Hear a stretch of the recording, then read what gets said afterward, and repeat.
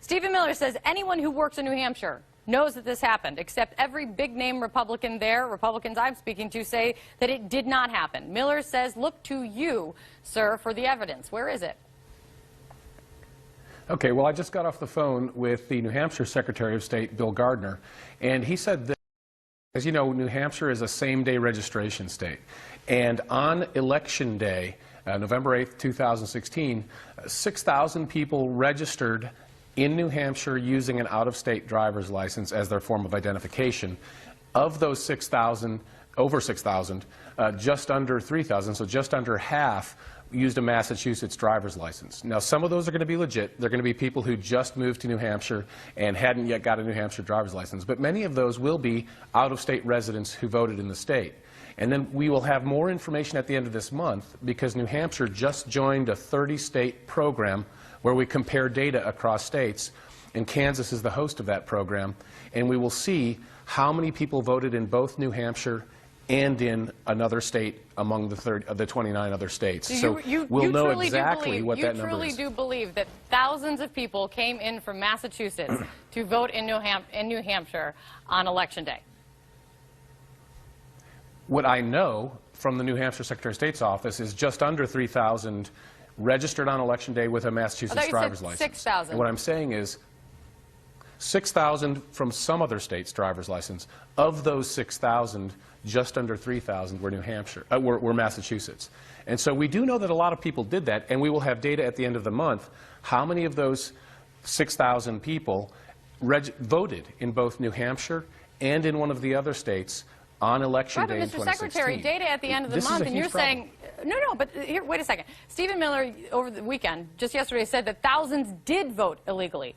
He said thousands and thousands did vote illegally, definitively saying that this actually happened. You're saying that there's going to be more data coming at the end of the month. So do you have the evidence? Well, at the end of the month, New Hampshire just joined the program, by the way. So we won't. This is the first time we will be looking at New Hampshire's numbers. No, because Bill Gardner had already made public the fact that we had 6,000 people register in New Hampshire on Election Day with another state's driver's license. That's the key clue there. So we don't know what percentage of the 6,000 does not voted in two fraudulent states. Votes. Voter registration problems does not equal fraudulent votes. Sure. So let's step back and look at the big picture. So of the 30 states, we have about 3 million people who are registered in more than one state, and that's not a crime. That's just an administrative bookkeeping. Including the president's son-in-law, including the president's Treasury Secretary. Exactly. Yeah, and many of your viewers are probably registered in more than one state.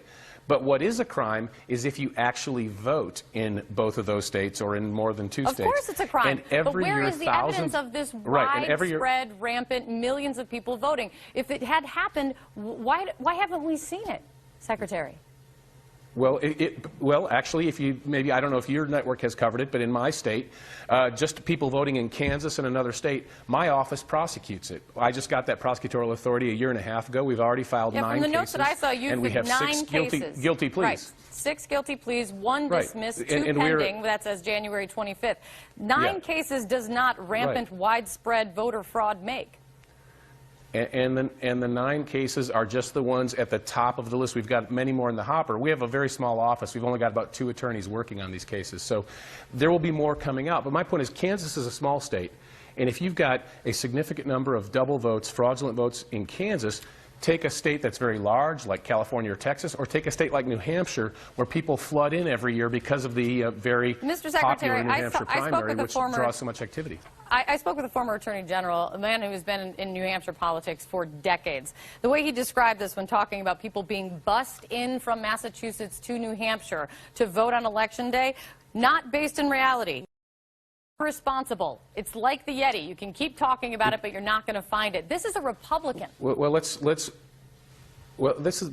get focused on a red herring here. It doesn't matter whether the person from out of state is bussed in or if the person from out of state registered when they were working there in February during the primaries and then votes by mail from their other state actually made a point of saying it had to do with people being bussed in, Mr. Secretary. It can be both.